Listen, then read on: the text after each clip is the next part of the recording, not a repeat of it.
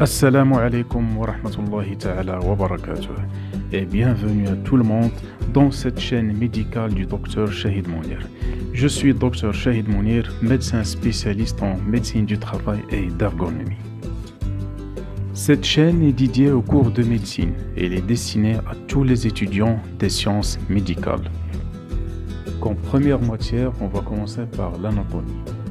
Pourquoi l'anatomie? Parce que c'est la science fondamentale et c'est la base même des études médicales. Et bien sûr, au début, il faut une introduction à l'anatomie. Pourquoi? Tout simplement parce qu'il faut se familiariser avec les termes et les bases de l'anatomie. Tout d'abord, on va commencer par des définitions et des généralités. C'est quoi l'anatomie? Tout simplement, l'anatomie est l'étude de la structure du corps. Ce mot désigne du grec anatomia ou anatome qui veut dire couper à travers ou disséquer. Du latin dissequer, c'est-à-dire séparer. Et comme vous allez voir par la suite, c'est que l'objectif, parmi les objectifs de l'anatomie, bien sûr, c'est de séparer les tissus pour mieux les étudier. Alors on va citer quelques citations selon Paturé. Donc, c'est quoi l'anatomie? C'est la science qui a pour objet l'étude de la constitution des êtres organisés. Selon Rouvière, c'est la science des structures du corps. D'après Deribé, c'est la science qui a pour objet l'étude de la forme, les rapports réciproques et la structure finale des organes des êtres organisés, parmi eux l'homme. Et selon Ibn Rushd, quiconque étudie l'anatomie augmente sa foi dans l'omnipotence et l'unité de Dieu Tout-Puissant. Selon Vézal, l'anatomie devrait absolument être considérée comme la seule base solide de tout l'art de la médecine. Et on va terminer cette définition avec celle de Paturé.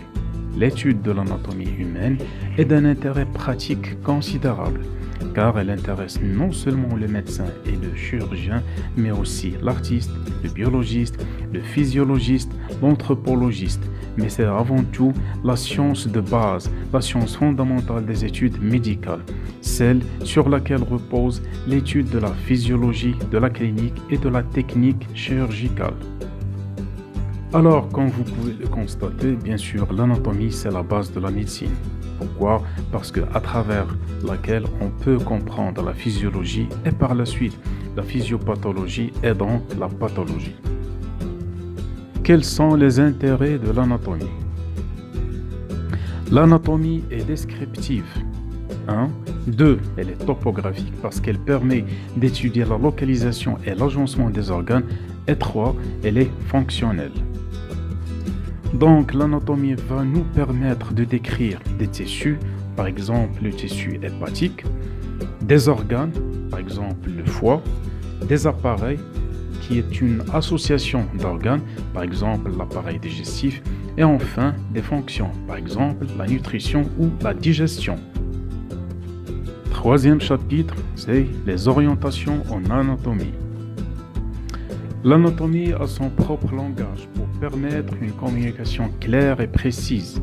Les anatomistes fondent toutes les descriptions du corps et de ses structures sur la position anatomique. Et comme vous pouvez le voir sur l'image, dans cette position, le sujet est debout, bras le long du corps, paume de la main orientée vers l'avant et les pieds sont joints. Des plans anatomiques passent à travers le corps en position anatomique et sont utilisés comme référence. Les 4 plans classiques sont le plan médian, le plan sagittal, le plan frontal et le plan horizontal, appelé aussi transversal ou axial. Pour le plan médian, c'est un plan vertical qui divise le corps en 2 moitiés, une partie droite et une partie gauche. Donc ce sont des moitiés. Pourquoi? Tout simplement parce que le plan médian divise le corps au milieu. Donc c'est un plan vertical qui passe par le milieu du corps. Deuxième plan, c'est le plan sagittal. C'est quoi le plan sagittal? C'est un plan vertical qui est parallèle au plan médian. Donc il ne passe pas par le milieu, mais il est parallèle au plan médian. Et donc, il divise le corps en deux parties, une partie droite et une partie gauche. Le troisième plan, c'est le plan frontal, appelé aussi plan coronal. C'est un plan vertical orienté à 90 degrés par rapport au plan médian. Il divise le corps en deux parties. Une partie située en avant, appelée partie antérieure ou ventrale, et une partie située en arrière, appelée partie postérieure ou dorsale. Le quatrième plan est le plan horizontal, appelé aussi plan transversal ou axial. C'est un plan qui divise le corps en deux parties. La première partie est la partie supérieure, appelée aussi céphalique, donc il est situé en haut. Et la deuxième partie, c'est la partie inférieure, appelée aussi partie caudale, elle est située en bas du plan. Dans certaines conditions, ce plan est appelé la coupe transversale. À côté de ces plans, il y a d'autres orientations. Antérieure ou ventrale, c'est-à-dire vers l'avant du corps. Postérieure ou dorsale, c'est-à-dire vers le dos du corps, donc en arrière. Supérieure ou crâniale, donc vers la tête, c'est-à-dire en haut. Inférieure ou caudale, c'est-à-dire vers les pieds ou en bas. Médiale, c'est-à-dire vers l'axe du corps. À l'inverse de médial, on trouve latéral, c'est-à-dire éloigné de l'axe du corps. Proximal. Proximal se dit de quelque chose qui est proche du point d'origine ou de la racine ou de l'attache de la structure. À l'inverse, on trouve le mot distal. Distal, c'est quelque chose qui est loin du point d'origine, donc de la racine et de l'attache de la structure. Superficiel, c'est quelque chose qui est proche de la surface du corps. À l'inverse, profond, c'est quelque chose qui est loin de la surface du corps. Donc, tous ces plans et toutes ces orientations permettent d'exprimer l'emplacement et l'orientation des éléments anatomiques relativement à l'espace du corps, par convention internationale en anatomie humaine descriptive, en prenant comme référence le corps humain en position anatomique. Et donc, comme un petit récap pour les plans. D'abord, on va commencer par le plan sagittal. Donc, c'est un plan, comme vous voyez, c'est un plan vertical qui divise le corps en deux parties, une partie droite et une partie gauche. Ce plan sagittal, quand il passe par le milieu du corps, c'est un plan médian, c'est-à-dire qu'il va diviser le corps en deux moitiés. Donc, pourquoi en deux moitiés? Parce qu'il passe par le milieu. Pour le plan coronal ou bien le plan frontal. Donc pour ce plan, donc il va diviser le corps en deux parties. D'abord, c'est un plan qui est aussi vertical et qui est perpendiculaire au plan sagittal. Donc il va diviser le corps en deux parties. Une partie antérieure, c'est-à-dire en avant, et une partie postérieure, c'est-à-dire en arrière. Pour le plan transversal ou le plan horizontal, c'est un plan qui divise le corps en deux parties. Une partie supérieure, c'est-à-dire crâniale, et une partie inférieure, c'est-à-dire en bas ou bien caudale. Pour les orientations, donc crâniale ou bien supérieure, c'est-à-dire en haut. À l'inverse, il y a inférieur ou bien caudale, c'est-à-dire en bas.